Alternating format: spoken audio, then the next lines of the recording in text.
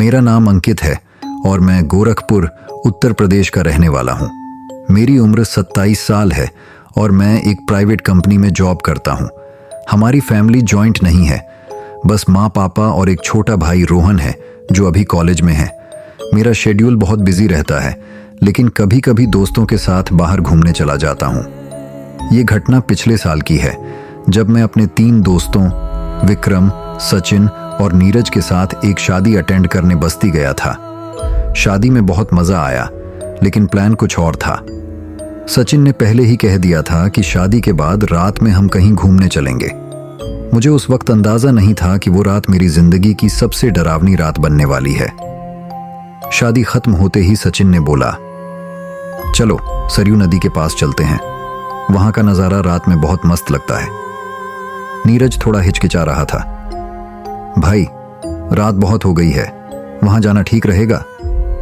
विक्रम हंसते हुए बोला, अबे तू हमेशा डरता रहता है, कुछ नहीं होगा, बस 1 घंटे के लिए चलते हैं। मुझे भी एडवेंचर का थोड़ा शौक था, इसलिए मैंने भी हाँ कर दी। हमने अपनी गाड़ी निकाली और सरयू नदी की तरफ चल पड़े। रास्ता सुनसान था, चारों तरफ सिर्फ अंधेरा और ठंडी हवा चल रही थी। दूर दूर तक कोई नहीं था, सिर्फ हमारी गाड़ी की हेडलाइट और बीच बीच में कुछ पेड़ों की परछाइयां। करीब आधी रात का वक्त था जब हम नदी के पास पहुंचे। वहां आकर सचिन और विक्रम ने बियर निकाल ली। नीरज और मैंने पीने से मना कर दिया। हम बस वहां बैठकर मस्ती कर रहे थे, लेकिन तभी मेरी नजर एक काले कपड़ों में लिपटे आदमी पर पड़ी। वो दूर नदी के किनारे बैठा था, लेकिन उसकी बॉडी का हिलना डुलना अजीब था, जैसे कोई कुछ बड़बड़ा रहा हो। अबे वो कौन है? मैंने धीरे से पूछा। विक्रम ने मुंह से बोतल हटाकर देखा। कोई पागल होगा, छोड़ना। पर मेरी नजरें उससे हट नहीं रही थीं। उसकी हरकतें कुछ बहुत अजीब थीं। वो कभी अपने हाथों से हवा में कुछ बनाता, कभी जमीन पर कुछ लिखता। नीरज ने धीरे से कहा, भाई चलो यहां से, मुझे अच्छा नहीं लग रहा। सचिन हंसा, अबे तू तो वैसे भी डरपोक है, चल उसके पास चलते हैं। मैं पहले हिचकिचाया, लेकिन फिर हम चारों धीरे धीरे उसकी तरफ बढ़ने लगे। जैसे ही हम करीब पहुंचे, हमें उसका चेहरा नहीं दिखा। उसने एक काला हुड पहना था और वो लगातार जमीन पर कुछ बना रहा था। भाई क्या कर रहे हो यहां? सचिन ने जोर से पूछा। कोई जवाब नहीं आया, वो बस वैसे ही बैठा रहा। तभी विक्रम ने कहा, अबे इसकी छाया नहीं दिख रही। हम सबका दिल एकदम से तेज धड़कने लगा। चलो यहां से, मैंने कहा, लेकिन सचिन ने मना कर दिया। तभी वो आदमी अचानक खड़ा हुआ। उसका मुंह हमें नहीं दिखा, लेकिन उसने एक हाथ ऊपर उठाया जैसे हमें रोक रहा हो। अचानक हवा बहुत ठंडी हो गई और हमें ऐसा लगा जैसे कोई हमारे चारों ओर घूम रहा हो। नीरज ने लगभग रोते हुए कहा, भाई अब चलो प्लीज। वो आदमी हवा में कुछ बोल रहा था। उसकी आवाज इंसानों जैसी नहीं थी, जैसे कई लोग एक साथ कुछ बड़बड़ा रहे हों। तभी उसने धीरे से अपना होड़ हटाया और हमने जो देखा वो जिंदगी में कभी नहीं भूल सकते। उसका कोई सिर ही नहीं था, वो सरकटा था। हम चारों जैसे ही उस आदमी का चेहरा देखने के लिए थोड़ा और आगे बढ़े, उसने धीरे से अपना होड़ हटाया और जो हमने देखा वो हमारी जिंदगी का सबसे खौफनाक मंजर था। उसका कोई सिर ही नहीं था। वहां सिर की जगह बस एक गहरा काला गड्ढा था, जैसे किसी ने गर्दन काटकर अंदर से पूरा खोखला कर दिया हो। लेकिन सबसे डरावनी बात यह थी कि वो आदमी फिर भी खड़ा था, हिल रहा था और हमें देख रहा था। भले ही उसके पास देखने के लिए आंखें ही नहीं थीं। मेरे हाथ पैर सुन्न हो चुके थे। मुझे समझ नहीं आ रहा था कि यह सपना है या हकीकत। हवा इतनी ठंडी हो गई थी कि मेरी सांसें भी जमी हुई लग रही थीं। भाई ये क्या है? नीरज की आवाज कांप रही थी। सचिन, जो हमेशा मजाक करता था, अब एकदम चुप था। उसकी बियर की बोतल हाथ से गिर चुकी थी और उसके चेहरे पर खौफ साफ दिख रहा था। लेकिन विक्रम ने हिम्मत दिखाई। उसने धीरे से एक कदम आगे बढ़ाया और कांपती आवाज में कहा, भाई तू कौन है? सरकटे आदमी ने कोई जवाब नहीं दिया, लेकिन अगले ही पल वो अपने दोनों हाथ तेजी से हिलाने लगा, जैसे कोई इशारा कर रहा हो। उसकी उंगलियां हवा में घूम रही थीं और उसके पैरों के नीचे से रेत अपने आप हिलने लगी। फिर अचानक उसकी गर्दन से एक गहरी खरखराती आवाज आई, मुझे देखो। उसके पास मुंह नहीं था, लेकिन फिर भी आवाज आ रही थी। मेरी पूरी बॉडी बर्फ जैसी ठंडी पड़ गई। मेरे रोंगटे खड़े हो चुके थे। मैं भागना चाहता था, चिल्लाना चाहता था, लेकिन शरीर हिल ही नहीं रहा था। ऐसा लग रहा था कि मेरा पूरा वजूद उस सरकटे के सामने जड़ हो गया है।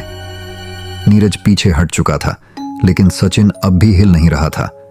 विक्रम ने फिर से हिम्मत जुटाई और आगे बढ़कर जोर से बोला, तू कौन है? यहां क्या कर रहा है? एक भयानक चुप्पी छा गई। फिर वो आदमी धीरे धीरे आगे बढ़ने लगा। उसके चलने की आवाज किसी सूखे पत्ते की सरसराहट जैसी थी। भागो! मैं चीख पड़ा, लेकिन जैसे ही हम मुड़े कुछ भयानक हुआ। हमारी गाड़ी, जो हमसे कुछ ही कदमों की दूरी पर खड़ी थी, अचानक अपने आप हिलने लगी। गाड़ी के शीशों पर अजीब अजीब हाथों के निशान उभरने लगे, जैसे कोई अंदर से छू रहा हो। नीरज ने डर से कांपते हुए कहा, भाई, गाड़ी में कोई है? हमारा दिमाग काम करना बंद कर चुका था।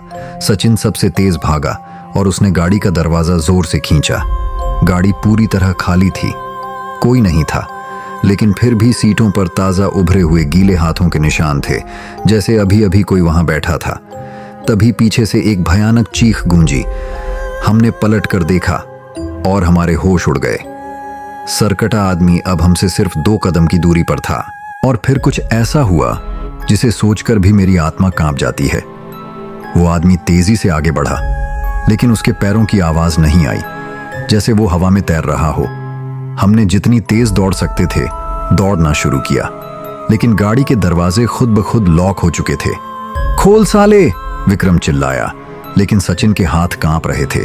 उसकी उंगलियां बार बार लॉक खोलने के लिए कोशिश कर रही थीं, लेकिन कुछ भी नहीं हो रहा था। मैंने पीछे देखा।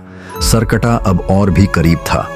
उसका एक हाथ हवा में उठा हुआ था और उसकी बिना सिर की गर्दन से एक अजीब सी गहरी घों घों जैसी आवाज आ रही थी, जैसे कोई पानी में डूब रहा हो। तभी नीरज जोर से चिल्लाया, माँ, माँ, माँ बचा ले। और अचानक सब कुछ शांत हो गया। गाड़ी का दरवाजा अपने आप खुल चुका था। हम चारों किसी तरह गाड़ी में कूदे और सचिन ने पूरी ताकत से गाड़ी स्टार्ट की। टायर घिसटने की आवाज आई और गाड़ी पूरी रफ्तार से वहां से भागी। लेकिन जैसे ही गाड़ी ने गति पकड़ी, हमने देखा सरकटा हवा में तैरता हुआ हमारी गाड़ी के बराबर आ गया था। हम 80 की स्पीड पर भाग रहे थे, लेकिन वो हमारे साथ साथ उड़ रहा था। और फिर उसने अपना बिना सिर वाला चेहरा हमारी खिड़की के पास ला दिया। मैंने जिंदगी में कभी ऐसा डर महसूस नहीं किया। उसकी गर्दन के अंदर कुछ घुमड़ रहा था, जैसे बहुत सारे कीड़े रेंग रहे हों। मत देखो! विक्रम ने चिल्लाकर कहा, लेकिन सचिन की नजरें उससे हट ही नहीं रही थीं। और अगले ही सेकंड सचिन ने जोर से चीख मारी और गाड़ी घुमा दी। गाड़ी सड़क से उतरकर खेतों में जा घुसी। हम सबके सिर टकरा गए। एक तेज धमाका हुआ और गाड़ी बंद हो गई। सब कुछ शांत हो गया। कोई आवाज नहीं, कुछ भी नहीं। मैंने धीरे से अपनी आंखें खोली। सिर में दर्द हो रहा था, लेकिन जिंदा था। नीरज और विक्रम भी हिलने लगे, पर सचिन हिल नहीं रहा था। मैंने हिम्मत जुटाई और उसकी तरफ देखा, और मेरी रूह कांप गई। सचिन की आंखें खुली हुई थीं, लेकिन वो जिंदा नहीं था। उसका चेहरा पूरी तरह सफेद पड़ चुका था, जैसे किसी ने उसकी सारी जान चूस ली हो। नीरज ने डरते हुए उसका कंधा हिलाया, लेकिन उसके शरीर में कोई हलचल नहीं हुई। और फिर सचिन के खुले हुए मुंह से वही घों घों की आवाज आई। हम तीनों अब तक की सबसे बड़ी गलती कर चुके थे। हम सरकटे को अपने साथ ले आए थे। हमारे हाथ पैर सुन्न पड़ चुके थे। सचिन का शव हमारी आंखों के सामने पड़ा था, और उसकी खुली हुई आंखों में जो खौफ था, उसे देखकर मेरी आत्मा कांप गई। ऐसा लग रहा था जैसे वो मरते वक्त कुछ बहुत भयानक देख रहा था। गाड़ी बंद हो चुकी थी और चारों तरफ गहरी चुप्पी थी। सिर्फ दूर कहीं से झींगुरों की आवाज आ रही थी। ये क्या हो गया? नीरज की आवाज कांप रही थी। विक्रम धीरे धीरे पीछे हटा। उसका चेहरा सफेद पड़ चुका था। हमें यहां से निकलना होगा, मैंने किसी तरह कहा, लेकिन मेरी आवाज भी कांप रही थी। नीरज हिम्मत जुटाकर गाड़ी का दरवाजा खोलने लगा, लेकिन तभी गाड़ी का हॉर्न अपने आप बज उठा। Beep beep beep. हम सबकी सांसें अटक गईं। कोई भी हॉर्न नहीं बजा रहा था, लेकिन फिर भी वो लगातार बज रहा था, जैसे कोई अदृश्य शक्ति हमें डराने की कोशिश कर रही हो। फिर सचिन का शरीर अचानक झटके से हिल गया। भाई! विक्रम बुरी तरह डर गया और पीछे गिर पड़ा। सचिन के शरीर में कोई हलचल नहीं होनी चाहिए थी, लेकिन हमने अपनी आंखों से देखा कि उसकी उंगलियां हिल रही थीं। नहीं, ये हो ही नहीं सकता, नीरज चिल्लाया। लेकिन सचिन अब धीरे धीरे हिल रहा था और फिर उसने अपनी गर्दन घुमा ली। हम सबके दिल धक्का से रह गए। सचिन की गर्दन पूरी तरह उल्टी मुड़ चुकी थी, लेकिन उसकी आंखें अब भी हमें घूर रही थीं। और फिर उसके मुंह से वही घों घों की आवाज आई, ठीक वही आवाज जो उस सरकटे आदमी की गर्दन से आई थी। अब हमारे पास भागने के अलावा कोई चारा नहीं था। मैंने गाड़ी का दरवाजा धक्का दिया, लेकिन वो खुल नहीं रहा था। नीरज और विक्रम ने भी कोशिश की, लेकिन जैसे किसी ने गाड़ी को अंदर से लॉक कर दिया हो। और फिर सचिन के मुंह से एक डरावनी फुसफुसाहट निकली, अब तुम सब मेरे साथ चलोगे। उसकी आवाज उसकी नहीं थी, वो गहरी खरखराती हुई थी, जैसे किसी के गले में कांच फंसा हो। नीरज बुरी तरह चीखने लगा, नहीं, तू हमारा दोस्त नहीं है, तू कौन है? सचिन की सफेद आंखें हमारी तरफ घूमे और फिर गाड़ी के सारे शीशे अचानक चटक गए। धड़ाम! कांच के टुकड़े हमारे ऊपर गिरने लगे, लेकिन हमें सिर्फ एक ही चीज दिख रही थी, सचिन की विकृत डरावनी शक्ल, जिसकी गर्दन उल्टी मुड़ी थी और जो अब धीरे धीरे हमारी तरफ बढ़ रहा था। हम तीनों ने जितनी जोर से चीख सकते थे चीख मारी और फिर गाड़ी अपने आप स्टार्ट हो गई। इंजन की घड़घड़ाहट से पूरी रात गूंज उठी। हम सब ने बिना कुछ सोचे गाड़ी से छलांग लगा दी। जैसे ही हम बाहर गिरे, गाड़ी पूरी ताकत से रिवर्स में जाने लगी और फिर एक जोरदार धमाके के साथ पास के एक पेड़ से टकरा गई। गाड़ी का बोनट मुड़ गया और इंजन से धुआं निकलने लगा, लेकिन सचिन अब भी अंदर था। हमने अंदर झांक कर देखा और हमारी रूह कांप गई। गाड़ी की सीट पर सचिन की बेजान लाश पड़ी थी, लेकिन अभी तो वो हमसे बात कर रहा था, हमें देख रहा था। हमारे दिमाग में जैसे सन्नाटा छा गया। तो फिर जो कुछ मिनट पहले हिला था वो क्या था? नीरज उल्टी करने लगा। विक्रम सिर पकड़कर वहीं बैठ गया, लेकिन तभी हवा में सरसराहट हुई। हम सबने महसूस किया कि हम अकेले नहीं थे और फिर एक गहरी फुसफुसाहट हमारे कानों में गूंजी। ये तो बस शुरुआत है। हम सबने एक साथ पीछे मुड़कर देखा और वहां रात की काली परछाई में सरकटे आदमी की झलक दिखी। वो अब भी वहीं खड़ा था जहां हमने उसे पहली बार देखा था, लेकिन अब वो मुस्कुरा रहा था। हमारी धड़कनें बेतहाशा तेज हो चुकी थीं। गाड़ी के धुएं के बीच से हमें वहीं सरकटे आदमी की परछाई दिख रही थी। अंधेरे में उसकी आकृति और भी भयानक लग रही थी। उसकी गर्दन पर कुछ भी नहीं था, कोई सिर नहीं, कोई चेहरा नहीं। फिर भी हमें महसूस हो रहा था कि वो हमें देख रहा था, घूर रहा था। नीरज फटी फटी आंखों से पीछे हटने लगा। उसके होंठ कांप रहे थे। भाई, ये यहां कैसे आया? विक्रम के मुंह से एक भी शब्द नहीं निकला। उसका चेहरा सफेद हो चुका था और उसकी टांगें लड़खड़ा रही थीं। हम सबका दिमाग सुन्न हो चुका था। सचिन, जो कुछ देर पहले हमसे बात कर रहा था, अब गाड़ी के अंदर बेजान पड़ा था। तो फिर जो हमसे बोला वो कौन था? हवा और ठंडी हो गई थी, जैसे किसी ने हमारी हड्डियों तक को जमा दिया हो। पेड़ों की टहनियां हिलने लगीं, मगर हवा का एक झोंका भी हमें महसूस नहीं हुआ। फिर सरकटे आदमी का शरीर धीरे धीरे हमारी तरफ बढ़ने लगा, बिना सिर के, बिना आंखों के। फिर भी उसकी मौजूदगी हमें बुरी तरह महसूस हो रही थी। नीरज कांपती आवाज में बोला, भागो यहां से। हम तीनों ने एक साथ दौड़ लगा दी, लेकिन हम भाग के सो रहे थे, हमें खुद नहीं पता था। रास्ता पूरी तरह अंधेरे में डूबा था और हमारे आसपास बस पेड़ों की सरसराहट और अजीब सी फुसफुसाहटें थीं। मत भागो, मत भागो, मत भागो। कानों में स्पष्ट आवाजें आ रही थीं। ऐसा लग रहा था जैसे कोई हमारे कान के पास खड़ा होकर बुदबुदा रहा हो। मत भागो, भागोगे तो मरोगे। मुझे ऐसा महसूस हुआ कि मेरे पैरों को कुछ पकड़ रहा है। मैंने नीचे देखा, कोई नहीं था, लेकिन मेरी टांगें भारी होने लगीं, जैसे किसी ने जकड़ लिया हो। छोड़ मुझे, मैंने पूरी ताकत से चीखी और जोर से पैर झटक कर खुद को छुड़ाने की कोशिश की। नीरज और विक्रम भी हड़बड़ा गए। क्या हुआ, क्या हुआ? नीरज ने पूछा, लेकिन उसकी आवाज में खुद डर था। मैंने हाँफते हुए कहा, कोई मुझे पकड़ रहा था। विक्रम ने कांपते हुए चारों तरफ देखा। कोई नहीं है यहाँ। लेकिन उसकी बात पूरी भी नहीं हुई थी कि हम तीनों एक साथ जम गए, क्योंकि ठीक हमारे सामने सरकटा आदमी खड़ा था। हमें अब यकीन हो चुका था, हम भाग नहीं सकते, हम कहीं नहीं जा सकते, वो हमें जाने नहीं देगा। नीरज की सांसें तेज हो गईं। भाई, ये तो हमारे पीछे ही आ जाता है। विक्रम की आवाज कांप रही थी।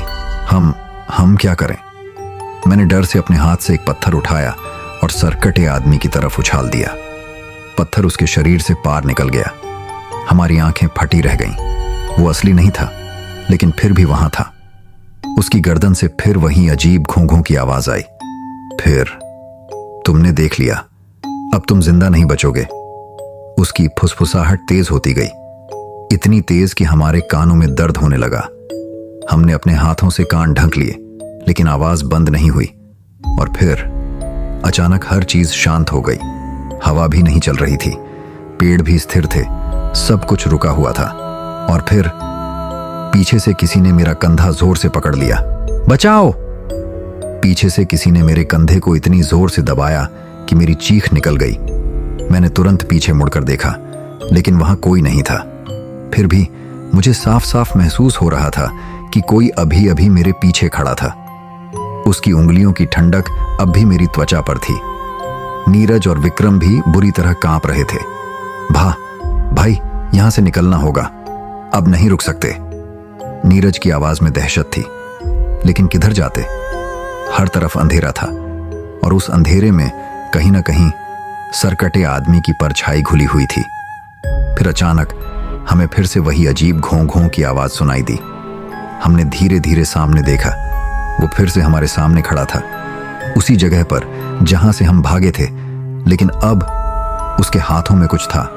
हम तीनों के कटे हुए सिर, हमारे ही सिर, मगर हमारी गर्दनों पर अब भी सिर थे।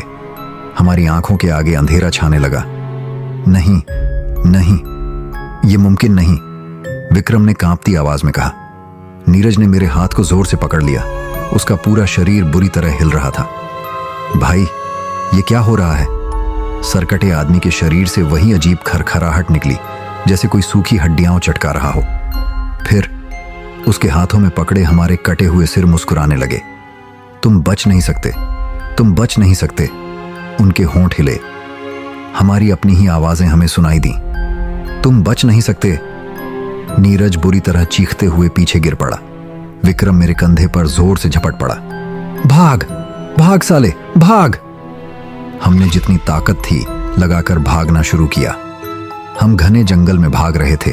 कांटों से हमारे हाथ पैर कट रहे थे, लेकिन हमें अब दर्द का एहसास नहीं हो रहा था, क्योंकि हमारे पीछे वो आ रहा था, तेज कदमों से, लेकिन बिना आवाज किए। हमें सिर्फ अपनी सांसों की आवाज और पत्तों की सरसराहट सुनाई दे रही थी। लेकिन फिर अचानक मेरे पैरों के नीचे की जमीन खाली हो गई। मैं गड्ढे में गिर पड़ा। आरव! नीरज और विक्रम एक साथ चिल्लाए। मेरा सिर जमीन से टकराया और मेरी आंखों के आगे तारों सी रोशनी चमकी। मैंने ऊपर देखा। सरकटे आदमी का धुंधला साया गड्ढे के किनारे खड़ा था। फिर सब कुछ अंधेरा हो गया। जब मैंने अपनी आंखें खोली तो मुझे चारों तरफ सन्नाटा महसूस हुआ। मैं जमीन पर पड़ा था। मेरे सिर से खून निकल रहा था। मैंने धीरे धीरे चारों तरफ देखा। नीरज और विक्रम कहीं नहीं थे। घना अंधेरा था।